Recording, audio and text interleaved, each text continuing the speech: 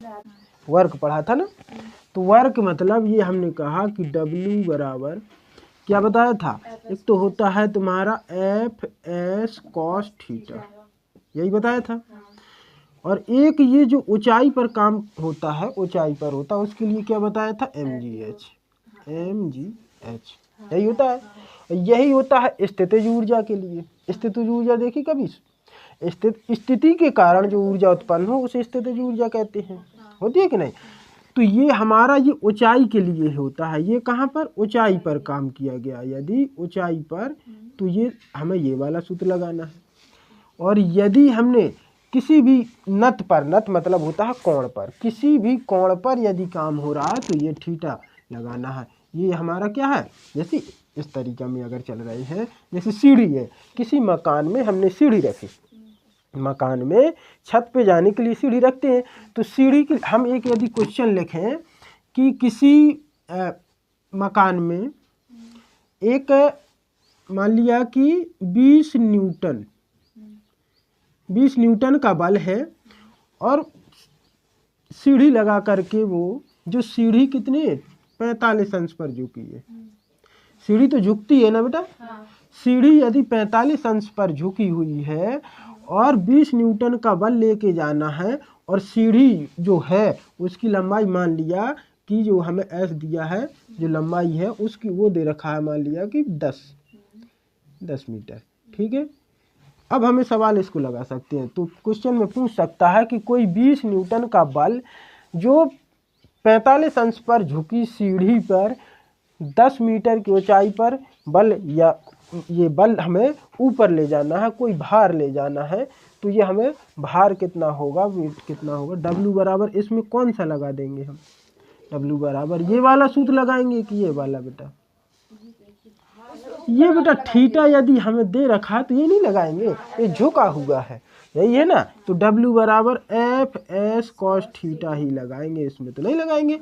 अब FS का मतलब ये हमें दे रखा है, ये क्या दिया है, F दिया है ना, न्यूटन लिखा है, तो ये है 20 गुणे S, कितनी दी है 10, और cos थीटा की वैल्यू कितनी, cos 45। अब cos 45 का मान तो पता होना चाहिए हमें, है कि नहीं है। तो ये हो गया 20 दाम 200। cos 45 का मान कितना होता है, 1 बटे गुणा में कितना कर लेंगे, 1/√2, यही होता है। cos 45 का मान 1/√2, तो ये हमारा आंसर कितना आ जाएगा, 200/√2 जूल, यही होता है। कितना कार होगा, 200/√2 हो जाएगा ना। तो ये हमें ये चीज़ तो समझा दी थी कल। आगे हमें देखना है इसको, तो ये कर लोगे तुम, छोटी सी चीज़ है।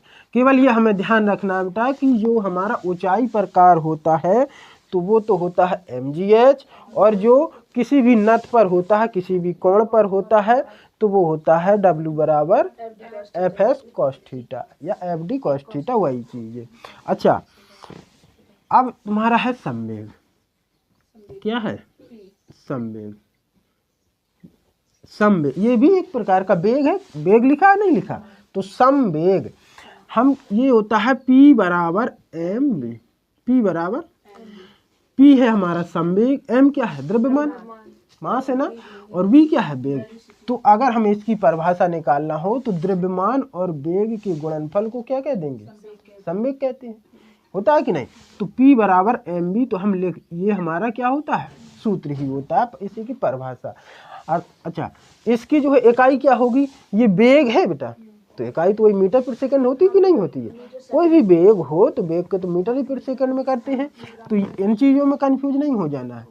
क्वेश्चन कहाँ से आता है, क्वेश्चन ये अगर तुम्हें आ जाए कि कोई 20 किलोग्राम का पिंड और 10 मीटर की चाल से जाता है, तो संवेग ज्ञात कीजिए, नहीं निकाल सकते हो। हमने कहा कि चाल दे रखी है, मतलब मास दे रखा है 20 किलोग्राम, ये 20 किलोग्राम का पिंड, और इसकी चाल यदि हमें दे रखी है, मान लो कोई भी दे रखी है, 5 मीटर पर सेकंड दे रखा है, तो क्या हम इसका संवेग नहीं निकाल सकते हैं। हमसे P पूछा है, सवाल ऐसा ही तो बनेगा भाई, सूत्र है जो सवाल उसी से बनेगा। हो सकता है कि V हमसे पूछ ले, P और M दे दे, या M हमसे पूछ ले, V और P दे दे, मतलब 3 चीज़ें हैं तो 3 में 2 तो देना ही पड़ेगा तभी तो आएगा। इसमें रख देंगे तो हमारा ये तो आ जाएगा P बराबर 20 गुणे 5 करेंगे तो 20 पंचे 100 क्या आ जाएगा मीटर प्रति सेकंड आ जाएगा बेटा, नहीं आ जाएगा? आ जाएगा ना, इसमें कोई कंफ्यूज। अच्छा एक होता है तुम्हारा, इसको साफ कर लेंगे, ये तो हो गया तुम्हारा संवेग। संवेग और गतिज ऊर्जा में संबंध भी होता है बेटा। क्या होता है? संवेग और गतिज ऊर्जा में संबंध। गतिज ऊर्जा जानते हो? काइनेटिक एनर्जी के बराबर होता है, इसको कहते हैं काइनेटिक एनर्जी 1/2 mv²। यही होता है ना? काइनेटिक एनर्जी तो यही होती है। अच्छा के बराबर 1/2 mv² होता है। क्या हम इसको 1/2 mv² और इसमें हम यदि m का गुणा कर दें और m का ही भाग दे दें तो क्या बेटा इसमें कोई गलत हुआ? गणित का नियम क्या कहता है कि किसी भी संख्या में किसी का भी गुणा कर दे और उतने का ही भाग दे दे। मान लिया कि 5 का गुणा किया, 5 का भाग दे दिया, क्या अंतर हुआ? कुछ नहीं। तो ये हमने अगर किया यहाँ पर तो ये हमारा हो जाएगा अब 1/2 m² हो जाएगा। यहाँ m² b² बटे में m, यही होगा ना? यहाँ पर गुणा रहेगा। यहाँ m² b² हो गया।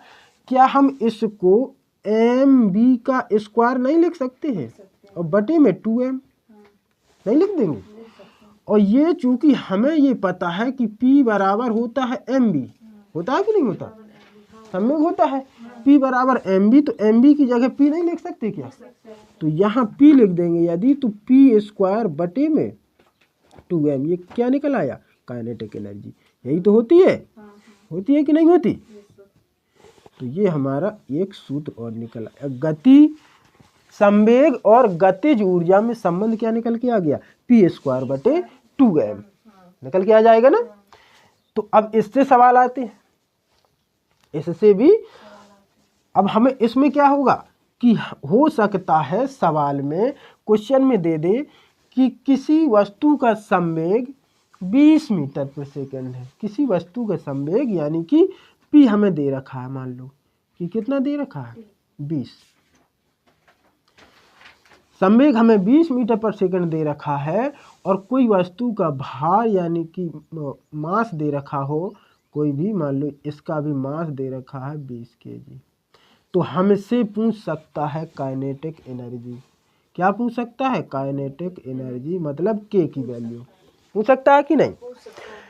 अब ये बात, तो हमें ये चीज पता है कि बेटा P और m पता है, तो हम वेग तो निकाल सकते थे इस वाले सूत्र से, निकाल सकते थे, वेग तो निकाल सकते थे इससे, लेकिन पूछा क्या है? Kinetic energy. तो हमें ये वाला सूत्र लगाना पड़ेगा।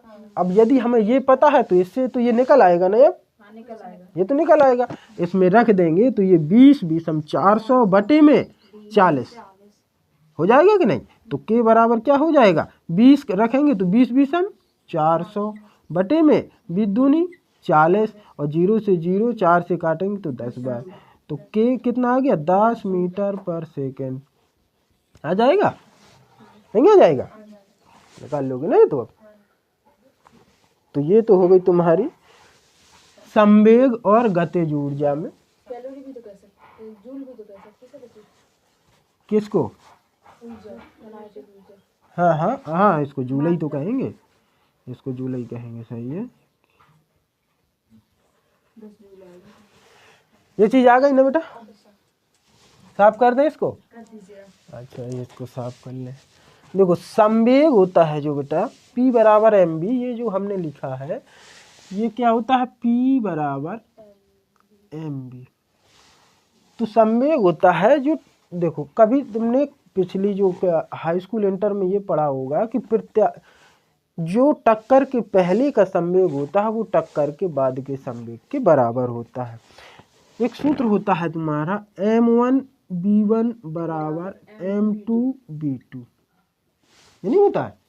मतलब ये तो टक्कर के पहले का संवेग, संवेग का है ये ना, ये p बराबर mv ही है, मतलब ये p1 बराबर हो गया, ये p2 बराबर हो गया।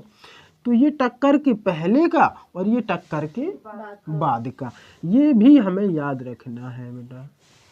क्वेश्चन यदि हम कहें इसमें, क्वेश्चन जैसे एक कार का द्रव्यमान, एक कार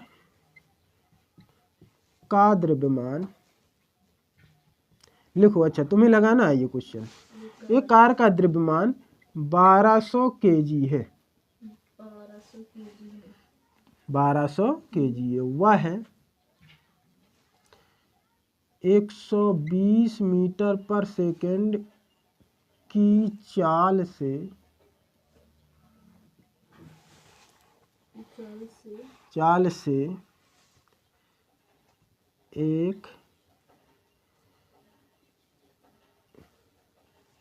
एक 60 kg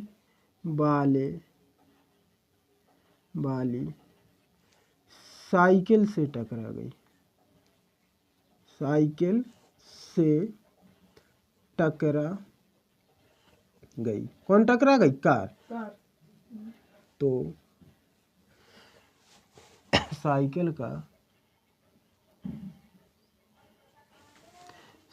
का द्रव्यमान याद, साइकिल का द्रव्यमान ज्ञात करो। अब बताओ, ये क्वेश्चन तुम्हें लगाना है, देख लो। सूत्र हमें यही लगाना है बेटा, m1v1 बराबर m2v2। हमने क्या बताया कि टक्कर के पहले का संवेग और टक्कर के बाद का संवेग दोनों आपस में बराबर होते हैं, होते हैं ना, दोनों आपस में क्या होते हैं? बराबर होते हैं। m1 पहली वस्तु को मान लेंगे, मतलब 1200 है। कार का वेट कितना है? मास 1200 है ना, तो कार का है 1200, तो 1200, इसकी चाल कितनी है? 120 है, बराबर m2 मतलब साइकिल का वेट कितना है? 60 kg। तो द्रव्यमान नहीं बेटा, द्रव्यमान तो दे रखा था ना, तो इसमें हमें क्या निकालना है बेटा? हाँ, द्रव्यमान नहीं, यहाँ पर क्या निकालना पड़ेगा? इनका वेग ज्ञात कीजिए। ठीक है, यहाँ पर हमें निकालना क्या है? v2। ये 0 से 0, 6 दूनी 12, 12 दूनी 2400। अरे बस साइकिल तो बहुत तेज दौड़ रही है। साइकिल कितनी तेज दौड़ रही है? 2400 मीटर पर सेकंड। इतनी तेज दौड़ नहीं सकती है, लेकिन ये क्वेश्चन है, मान लो, ठीक है, दौड़ा दिया उसको। तो ये निकाल लोगे ना, इसमें तो नहीं है, संवेग में कोई प्रॉब्लम नहीं है ना। तो एक एक टॉपिक पढ़ना है बेटा, ऐसा नहीं कि एक दिन में भाई भरकम कुछ ज़्यादा पढ़ लो, कोई मतलब नहीं है। हमें पढ़ना केवल एक एक टॉपिक है। संवेग पढ़ लिया, कल को अगला पढ़ लेंगे, आवेग या कुछ, या मान लो कि और कोई टॉपिक जो कहो। तो ये हो गया, संवेग समझ में आया ना?